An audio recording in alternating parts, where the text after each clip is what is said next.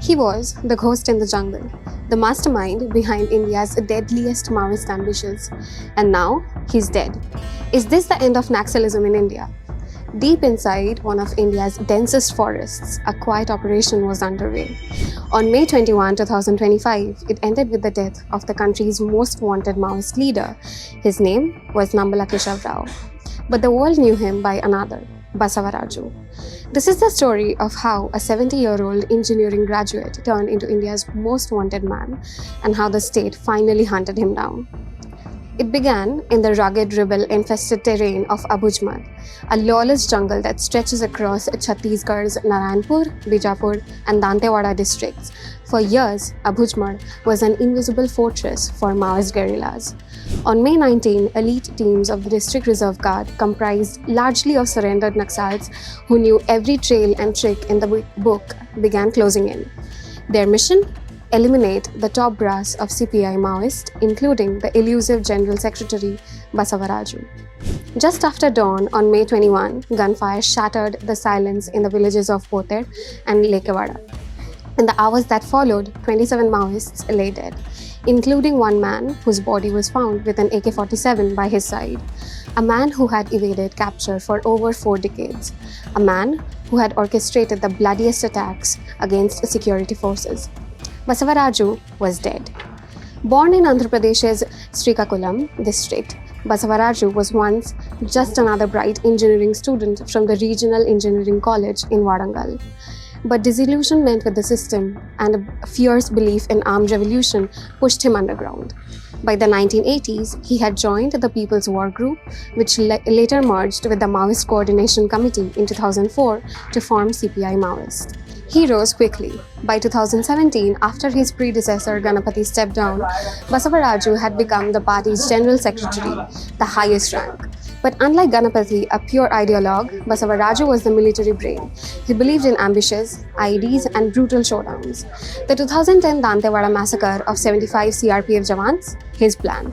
The 2013 Jhiram Ghati ambush, which wiped out Chhattisgarh's top Congress leadership, also his. He was ruthless and invisible. Basavaraju moved like a ghost between combat zones, bridging the gap between central command and foot soldiers. Intelligence sources say he was rarely seen, only a handful of times over the years, but his presence was felt in every bullet fired, every mine planted. The breakthrough came from a blend of old tactics and new tools, surrendered cadres, tech surveillance, and coordination with Andhra Pradesh police. For 15 days, intelligence teams tracked a cluster of Politburo and Central Committee members gathered in Abhujmad. Then came the green light. 4 DRG teams moved in from Narayanpur, Bijapur, Dantewada, and Kornagaon. After a 72-hour-long offensive, the forces hit the jackpot. Along with Basavaraju, they eliminated several top military commanders and seized a massive cache of arms. One DRG Jawan lost his life in the process, but for the forces, the reward was historic. Union Home Minister Amit Shah called it a landmark achievement. Prime Minister Narendra Modi congratulated the forces for what many are calling the beginning of the end of Naxalism in India. Basavaraju's death has left the CPI Maoist without a head, a strategist, and a symbol. It also opens up an intense debate over who will succeed him. Will it be Mallojula Venugopal, the old-school ideologue, or Thippiri Tirupati, a man from scheduled caste background representing a push for caste diversity within the movement? But beyond succession lies a bigger challenge. The movement is splintered. Recruitment is low, surveillance is high, internal dissent is rising over whether to lay down arms or double down on violence. However, one thing is clear, the death of Basavaraju has shaken the foundations of India's longest-running insurgency. After decades of violence, the red corridors are shrinking.